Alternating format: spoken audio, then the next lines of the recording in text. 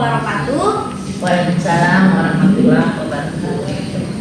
Selamat datang di podcast perkuliahan Prodi Manajemen semester 6 untuk mata kuliah Perencanaan dan Pengembangan Sumber Daya Manusia. Perkenalkan, saya Rizky Lutfia sebagai mahasiswa sekaligus host pada podcast hari ini. Pada kesempatan kali ini kita akan membahas topik mengenai proses menginterview kandidat karyawan bersama Ibu dosen pembina mata kuliah, yaitu Ibu Dr. Anda Asmi, Magister Manajemen. Selamat pagi Ibu, terima kasih sudah berkesempatan hadir.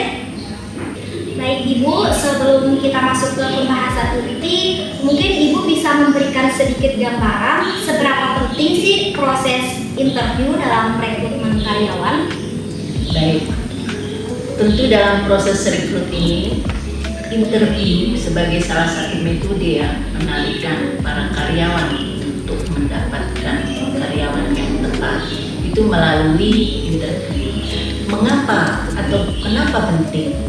Karena dengan interview, sebagaimana yang kita ketahui bahwa interview itu sendiri sama dengan wawancara atau sebuah proses interaksi untuk memperoleh data secara mendalam terkait dengan karyawan yang ingin kita terima. Baik Ibu, terima kasih penjelasannya. Menurut Ibu, apa saja jenis-jenis interview yang biasa digunakan dalam proses rekrutmen karyawan dan bagaimana perbedaan dari masing-masing jenis tersebut? Baik. Nah, ada 3 jenis interview yang kadang sering dilakukan oleh para pimpinan untuk merekrut para karyawan. Yang pertama ada yang disebut interview tidak terstruktur. Artinya interview itu pertanyaannya tidak tersusun secara baku, tapi bisa fleksibel apa saja yang kita tanyakan tentang karyawan itu. Namun tidak lupa juga tetap harus terkait dengan apa yang kita inginkan dari karyawan. Tidak bisa juga fleksibel sebebas-bebasnya. Lalu ada yang semi. Yang semi ini memang disiapkan sebuah pertanyaan. Pertanyaan itu berupa pertanyaan esai yang kemudian mungkin ada sebagian baku, tapi sebagian tidak tertutup kemungkinan untuk bisa lebih kita dalami apa saja terkait dengan hal-hal yang kita ingin tahu dari karyawan itu sendiri. Nah, yang ketiga ada namanya tes terstruktur. Nah, yang terstruktur ini biasanya disiapkan benar-benar sudah sesuai skalanya. Biasanya berbentuk kuesioner ya, yang berupa pertanyaan yang sifatnya pilihan ganda. Misalnya, bagaimana menurut pendapat kamu tentang misalnya proses seleksi? Contohnya ya, apakah sangat baik, itu nilainya 5, baik 4, kurang baik 3, sangat kurang baik mungkin 2, dan tidak baik misalnya 1. Nah, itu contohnya. Ya Ibu, terima kasih Ibu penjelasannya. Lalu, apa saja kesalahan umum yang sering terjadi saat melakukan interview? Oke. Nah, kesalahan yang umum terjadi kadang ya tidak kita sadari, apalagi ya calon karyawan itu misalnya teman sejawat. Jadi ada di situ bias pribadi. Jadi kadang tidak objektif jadinya. Cenderung kita melupakan sebenarnya tujuan kita menanyakan tentang apa. Justru ngalor ngidul kita pertanyaan hal-hal yang tidak terkait dengan kegiatan seleksi atau interview tersebut. Itu maksudnya.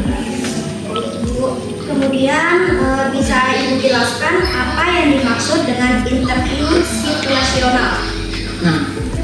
Nah, ini salah satu hal yang penting kalau kita berbicara tentang seleksi karyawan ya. Ini menyangkut tentang afektif.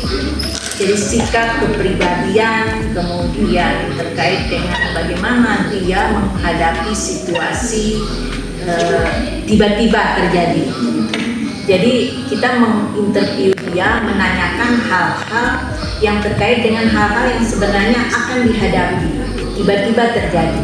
Nah, bagaimana misalnya kita akan bertanya tentang seandainya terjadi hal demikian, apa yang harus kamu lakukan? Jadi situasi-situasi tertentu yang kemudian mampu dijelaskan untuk bisa menyelesaikan situasi tersebut. Ibu, selanjutnya bagaimana pedoman agar interview dapat dilakukan secara efektif? Ya, nah di antara jenis atau instrumen interview tadi yang kita sudah jelaskan, ada yang tidak terstruktur, ada yang semi terstruktur, dan ada yang terstruktur. Rupanya jenis yang paling cenderung objektif untuk kita menerima jawaban, yang penting mungkin datanya jangan lagi di kotak-atik gitu, tapi keaslian dari hasil tes itu, maka perlu kita menggunakan interview yang terstruktur tadi, karena di sana sudah ada skala penilaiannya yang jelas. Ibu, lalu apa yang dimaksud dengan pertanyaan situasional dalam interview? Iya, kalau tadi kita melihat bagaimana dia menghadapi situasional. Sekarang ketika kita menanyakan sesuatu secara situasional, secara tiba-tiba, bagaimana yang nggak terduga ya, kita tanya itu, nah, bagaimana dia menjawab itu maksudnya itu pertanyaan situasional. Ibu, terima kasih. Selanjutnya, apa itu pertanyaan behavioral? Ya, behavioral ini terkait dengan kepribadian, sikap, moral. Ketika kita bertanya tentang sikap moral, berarti kita berbicara tentang pandangannya terhadap pekerjaan, pengalamannya yang pernah dirasakan ketika dia bekerja. Misalnya, oh dia sudah pernah bekerja di sebuah perusahaan swasta, kemudian sekarang misalnya kita terima di perusahaan BUMN. Nah, dari pengalaman itu kita tanya, bagaimana pengalamanmu dengan misalnya kerjasama di sana seperti apa, lingkungan kerjanya seperti apa. Nah, itu yang terkait dengan pertanyaan behavior. Jadi pandangannya tentang situasi pekerjaan dan pengalaman kerja. Itu maksudnya. Terima kasih. Dan untuk pertanyaan terakhir, mengapa pertanyaan latar belakang penting dalam interview? Ya, itu sangat penting ya, sama dengan tadi pertanyaan yang pertama dalam interview itu mengapa penting. Maka sebenarnya di dalam pertanyaan di interview ini juga perlu didalami, ya. Jadi walaupun dia sudah mengumpulkan berkas-berkas administrasi, tapi kita juga perlu konfirmasi tentang pendidikannya bagaimana, pengalamannya selama berpendidikan seperti apa, lalu keahliannya seperti apa, kemudian terkait dengan kompetensi, karena bisa saja ada yang tidak terungkap ya di dalam administrasi itu, kompetensi apa, hobinya apa, mungkin di dalam administrasi nggak dicantumkan dia hobi olahraga, pernah jadi juara sepak bola misalnya. Hal-hal itu yang perlu kita dalami sejauh itu. Nah, itu maksudnya. Saya kira itu ya beberapa penjelasan Ibu terkait dengan pokok bahasa ini.